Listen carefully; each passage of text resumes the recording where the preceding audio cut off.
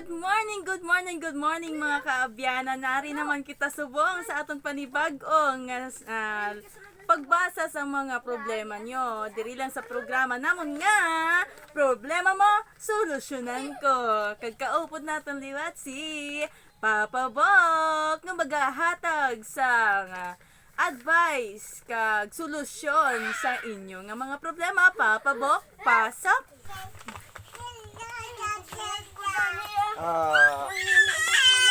Mayong udto sa atong tigpalamati sa karon nga udto. Thank you.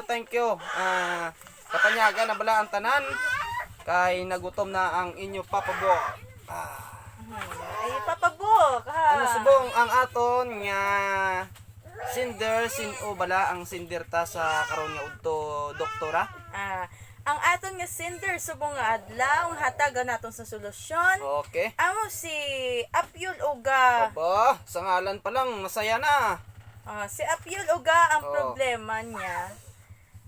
Papa Bok, nagkakatingala gid ako sang akon nga manok. Kay bangod ang akon nga manok, sige lang inom sang tubig. Kag kung makainom na siya sang tubig, nagatangla siya sa langit. Kag naligban ko pagid Papa Bok, kay kadugay na iya sang iya nga pag ininom sang tubig, wala siya gihapon ga pangihi Papa Bok. Ano bala ini ang akon nga manok, may sakit bala ini Papa Bok? Palihog tagaan mo ako sang rason kag solusyon ang tagpadala Apyul Uga. Papa Bok mayong udto sa imo Apyul Uga, no? Sa imong pagpadala sang imong sulat sa amon nga programa sa problema mo, solusyon ko. Madamo gid nga salamat Apyul Uga. Tagaan ta ka sang advice sa parte sa imong nga manok nga man nga kadugay na sang imong manok gainom tubig pero wala nagapangihi.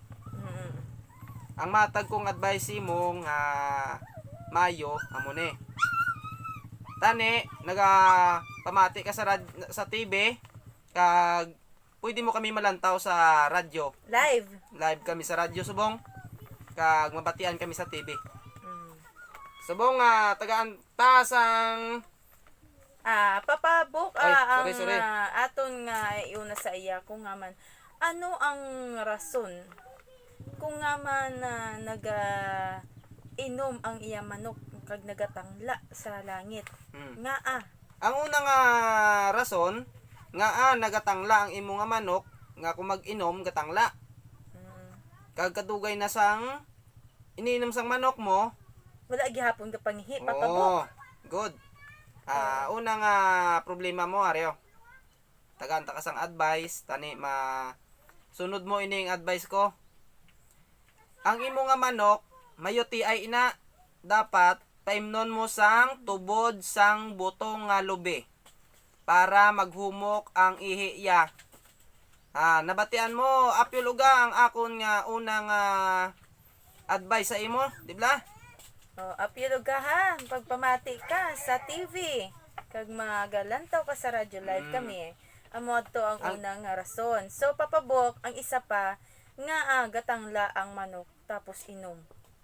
Ay kadua mo nga problema sa imong nga manok nga mag-inom nagatangla. Silingon nagatangla na sa mainom na sa tubig tapos magtangla.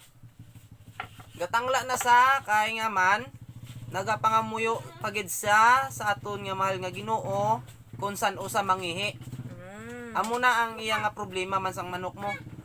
Pero mag-ihi gina basta sundon mo lang, paimnon mo lang sa sang butong sabaw sang lube para mahumok ang iyang puson. UTI na noy.